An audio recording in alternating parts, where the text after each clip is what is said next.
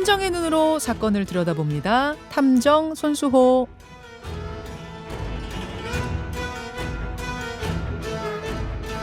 우리 사회에 관심을 모으고 있는 사건을 보다 자세히 들여다보는 시간, 탐정 손수호. 손수호 변호사 어서 오세요. 네, 안녕하세요.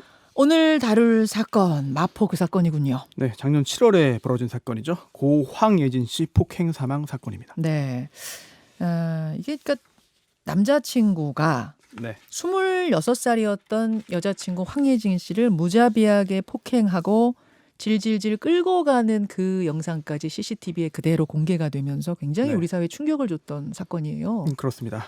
특히 지난주 목요일에 1심 판결이 선고됐어요. 네, 어떻게 됐습니까? 네, 당시 남자친구였던 32살의 피고인 A 씨에게 상해치사 유죄 인정됐고요. 형량은 징역 7년입니다. 상해치사입니다. 그러니까 폭행을 하다가 죽음에 이르게 됐다는 것이지 살인이 아니라는 거예요. 그렇죠? 네, 그리고 사람이 죽었는데 7년형밖에 안 나왔기 때문에 뭐 유족은 물론이고 상당히 여론도 지금 납득을 못하고 있는 상황이에요. 네, 검사는 징역 10년형을 구형했거든요. 재판 결과 알려진 다음에 역시나 형량을 두고 갑론을박이 이어졌습니다. 네. 그래서 오늘은요.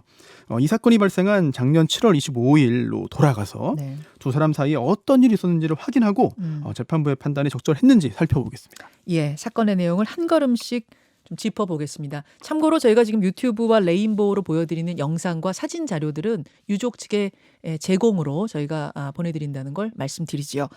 자, 두 사람 어떤 관계였습니까? 네, 2019년 5월에 은행 인턴 사원 동기로 처음 만났어요. 은행원이었어요. 은행 인턴 사원으로 인턴 사원. 예, 처음 예. 만났고요. 그리고 그 다음에죠. 2020년 12월에 연인 사이가 됐습니다. 평소에 둘의 관계는 어땠다 그래요? 좀 이상한 점도 있고 그랬다고 합니까? 판결문을 보면은요. 눈에 띄는 부분이 있긴 한데요. 평소에 다툼이 있긴 했다. 뭐 피고인의 과거 이성 문제, 또 몰래 성인 동영상 시청하는 문제, 그리고 임신했을 때의 책임 문제 등으로 다투다가 또 만나기를 반복했다고 적혀 있습니다. 뭐 다투고 또 만나고 뭐 네. 헤어지고 만나고 이거는 뭐 일반적으로 연인 사이 있을 수 있는 일이긴 한 거잖아요. 그렇죠. 그러다가 작년 7월 25일에 사건이 발생한 거죠. 그렇습니다. 7월 25일 사건인데 이제 그 전날로 넘어가야 돼요. 그 전날인 7월 24일이 토요일이었는데요. 네. 그날 이 황 씨가 새로 입주한 오피스텔 집들이를 했습니다. 그러니까 여자친구 집에서 집들이. 네. 그래서 피고인인 그 남자친구와 또 피해자의 또 다른 친구 이렇게 두 명을 불러서 세 명이 함께 술을 마셨는데요. 네. 남자친구가 먼저 잠들었어요. 그리고 새벽 2시 넘어서 이제 황예진 씨가 자기 친구가 집에 가는 걸 보기 위해서 잠깐 밖에 나왔습니다. 네. 그러다가 이제 친구를 보내주고 다시 오피스텔로 돌아왔거든요. 네네. 그런데 그때 아직 남자친구가 잠들어 있었어요. 황예진 씨가 남자친구의 휴대전화를 확인하고 남자친구를 깨웠습니다. 휴대전화를 확인한 다음에 자고 있는 남자친구를 깨웠다. 왜 뭐 휴대전화에 뭐가 있었어요? 그 내용을 확인해 보니까요. 이 피고인인 남자친구가 자기 친구들에게 황 씨와 다툰 내용을 이야기했던 거예요. 아까 뭐 일종의 뒷담화처럼 뭔가 이렇게 주고받은 내용들을 발견하고 네. 그날의 사건은 그러면 여기서부터 시작되는군요. 그렇습니다.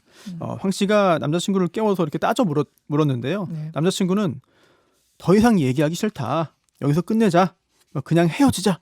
이렇게 이별을 통보하고 집 밖으로 나가버렸습니다. 아니 지금 이별 통보가 네.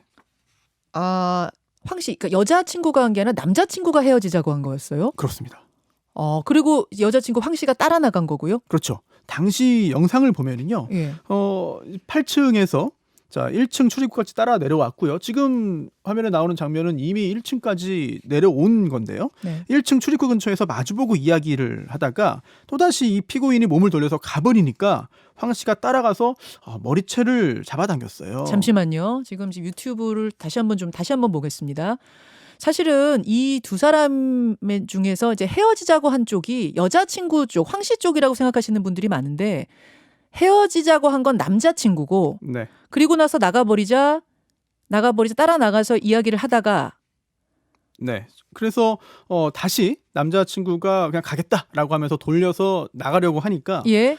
이제 황 씨가 따라가서 남자친구의 머리채를 잡은 거죠. 그러자 이 피고인이 격분해서 조금 전 지금 보시는 것처럼 황 씨의 양팔을 잡은 상태에서 유리벽에 몸과 머리를 10여 차례 강하게 부딪히게 했고요. 예. 그 후에 이제 넘어졌거든요. 예. 근데 넘어질 때 황 씨가 이 머리를 그 벽돌 기단에 찍혔어요. 네. 머리가 벽돌 기단에 찍혀가지고 그 충격으로 4분 동안 일어나지 못하고 기절해 있었습니다. 아, 예, 예. 저게 1차 폭행이거든요. 근데 폭행이 한 번에 끝인 게 아니고 계속해서 이어집니다. 그 이후에 피고인이 다시 집으로 올라와서 차 키를 가지고 또 1층으로 내려왔어요.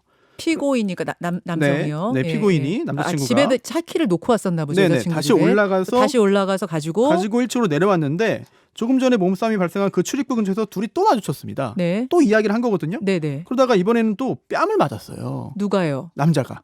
아까 여자친구가 그럼 뺨을 네. 때렸어요? 네. 그래서 또 격분해서 밀쳐서 바닥에 쓰러뜨린 다음에 주먹으로 어깨를 쳤는데 그게 2차 폭행이고요. 네. 지금 화면에 나오고 있는 거는 이제 3차 폭행입니다. 예. 피고인이 그 다음에 이제 오피스텔 밖으로 나왔습니다. 예. 그래서 골목길을 지나가고 있었는데 네. 황 씨가 거기까지 따라왔어요. 네. 그래서 뒷머리를 또 때렸거든요. 예. 그래서 피고인이 또 격분해서 바닥에 넘어뜨리고 주먹으로 어깨를 2번 때렸어요. 그게 3차 폭행. 조금 전에 지금 다시 한번 나오고 있죠. 저렇게 따라가는 또- 사람이 그럼 여자친구인 거예요? 그렇습니다. 따라가서 때리고 남자가 또 격분해서 또 보복을 한 게 저게 3차 폭행입니다. 4차 폭행도 있죠. 네, 그렇습니다. 4차 폭행이 있는데 이제 인근 주민이 나와서 좀 지켜보니까 네. 저 둘이 함께 1층 오피스텔 출입구로 돌아왔습니다. 예. 그다음에 이 황예진 씨가 다시 때리려고 하니까 이 남자친구가 황예진 씨를 밀치고 어깨를 때렸거든요. 네. 결국 황 씨가 의식을 잃고 바닥에 쓰러지고 만 거죠. 그런데 지금 영상에서 1차, 2차, 3차 폭행은 봤잖아요. 네. 4차 폭행은 카메라 각도상 녹화가 되지 않았습니다. 자, 저렇게 하고 나서 119에 구조 요청은 됐습니까? 사실 피해자 모습 보니까 이미 뭐 힘도 없고 뭐 예. 비틀비틀 몸도 제대로 가누지 못하고 또 1차 폭행 당시에 4분 동안 정신을 잃기도 하고 뭐 지금 정상은 아니잖아요. 네. 지금 상당한 충격을 받은 상태인데 일단 남자친구가 112에 신고를 했다가 중간에 끊었습니다. 그리고 황 씨의 이미 축 늘어져서 정신을 잃고 뭐 전혀 몸을 가누지 못하는 이제 황 씨의 상체를 들고 엘리베이터로 질질 끌고 가다가 힘에 붙여가지고 떨어뜨려가지고 뒷머리를 바닥에 부딪히게 했거든요. 저게 이제 우리가 굉장히 많이 봤던 그 끌고 가는 영상인 거죠. 네, 일단 엘리베이터를 끌고 있습니다. 가다가도 네. 한번 부딪히게 했고요. 또 야. 엘리베이터 안에서 119에 신고를 했어요. 저 엘리베이터에서 신고한 다음에 다시 거군요, 내린 지금은. 장면입니다. 아, 예. 엘리베이터 안에서 이제 그때 119에 신고를 했고요. 그 다음에 로비층에서 엘리베이터 밖으로 끌어내렸죠. 저게 예. 로비층인데요. 예. 이때 또 제대로 하지 못해가지고 이제 이마를 또 바닥에 부딪히게 했거든요. 그러니까 사람 힘이 완전히 빠진 사람을 들고 가다가 이제 네. 비틀거리면서 놓치고 뭐 이런 게 있었던 거예요. 네, 뭐 제대로 끌고 가지도 못하고 질질 가다가 이런 일이 생겼는데 이후에 119가 출동했습니다. 하지만 이미 의식 불명 상태였고요. 안타깝게도 병원 이송 후 23일 만에 사망하고 말았습니다. 자, 이렇게 된 사건이군요. 사실은 그러니까 중간중간 영상들만 보고 또 사건의 전체적인 정황을 모르는 상황에서 이 사건을 판단했던 분들이 많은데 지금 쭉 정황들을 보니까 누가 먼저 헤어지자고 한 건지 또 폭행의 시작 그다음에 폭행의 정도 이런 것들이 다 고스란히 CCTV에 지금 담겨져 있는다는 걸 알 수가 있는데 네. 근데 지금 뭐 댓글들이나 반응을 보면 어쨌든 그 남성이 한두 대 때린 것도 아닌데 어떻게 징역 7년이냐. 어쨌든 사람이 죽었는데 7년이냐 이런 반응들이 많아요. 1심 판결문을 입수해서 좀 꼼꼼히 봤는데 네. 재판부도 고민을 많이 한 것 같습니다. 왜 징역 7년인지 살펴보겠습니다. 네. 왜 징역 7년인지.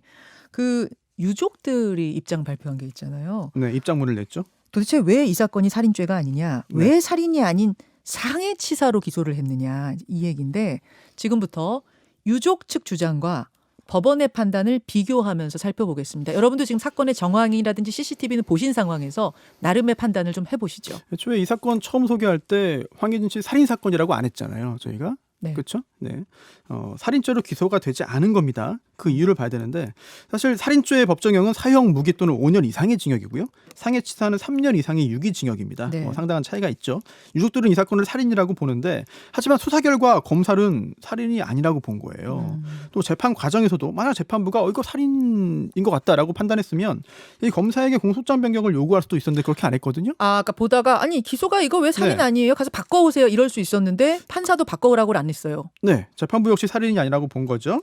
그럼 그 이유가 무엇이냐? 사실 이 두 범죄는 사람이 사망했다는 결과는 동일합니다. 예. 하지만 범죄의 고의가 달라요. 즉 살인죄가 성립하려면 이러한 공격 행위를 할 당시에 네. 살인의 고의, 즉 사람을 살해야겠다는 의지 또는 사람이 죽어도 어쩔 수 없다는 생각을 했어야만 합니다. 그러니까 폭행으로 해서 죽는 것은 똑같더라도 네, 일단 상해, 네, 폭행이 아니고 상해죠. 여기서는. 상해. 네. 고의가 있느냐 없느냐에 따라 살인이 되기도 하고 네. 상해치사가 되기도 하고 그 형량은 어마어마하게 차이가 난다는 얘기인데 그렇습니다. 그럼 이 재판부는 네. 왜 살인의 고의를 인정하지 않은 거죠?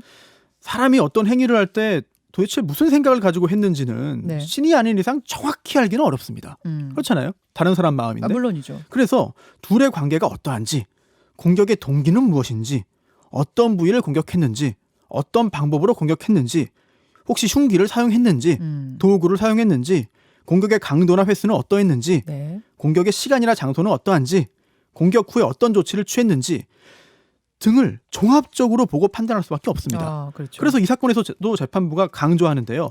범행 방법과 범행 경위를 근거로 살인의 고의를 부정했습니다. 아, 구체적으로 좀 보죠. 그러면 판결문 내용, 판결문 네. 다 보셨잖아요. 네네, 그렇죠. 내용을 좀 구체적으로 보여주세요. 우선 범행 방법부터 보겠는데요. 네. 유족 측 입장에서는 납득하기 힘들겠습니다만 재판부는 이렇게 본 거예요. 일단 신체적으로 연약한 피해자를 여러 차례 강하게 때렸다. 죄질이 나쁘다. 하지만 주먹으로 어깨 부위를 때린 거다. 아, 얼굴이나 머리가 네. 아니었어요. 언뜻 보기에는 막 얼굴 머리 같은데 그게 아니었어요? 부검 결과 예. 그 얼굴이나 머리에는 그 외력의 징후가 발견되지 않았습니다. 어. 따라서 만약에 살해의 고의가 있었다면 얼굴이나 머리가 아닌 어깨를 때리진 않았을 것이다. 아, 재판부는 그렇게 본 거군요. 네. 그럼 구체적인 사인은 뭐예요? 부검 결과를 봐야 되는데요. 예.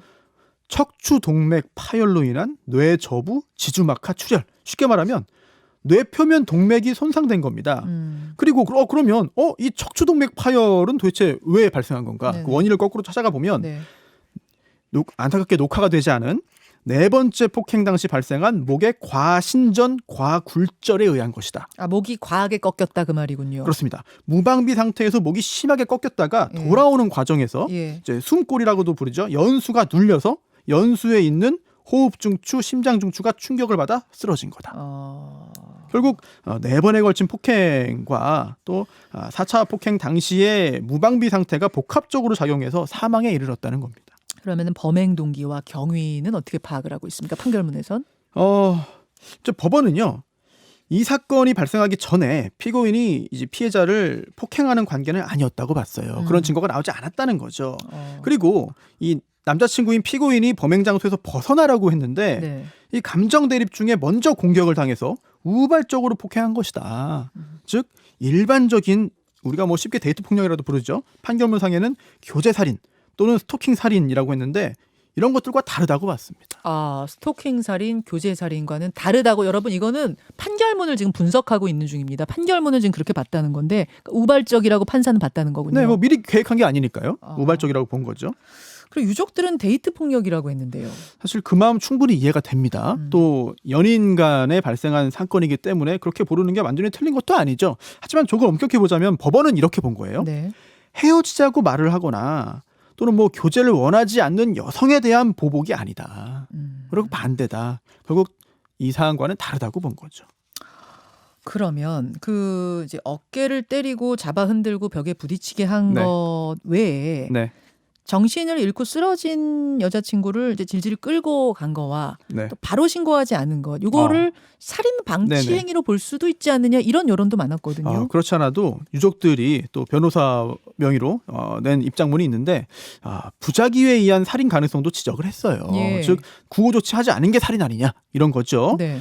그런데 법원은요. 이 피고인이 의도적으로 살해 의도를 방치했다고 인정하기는 어렵다고 봤습니다.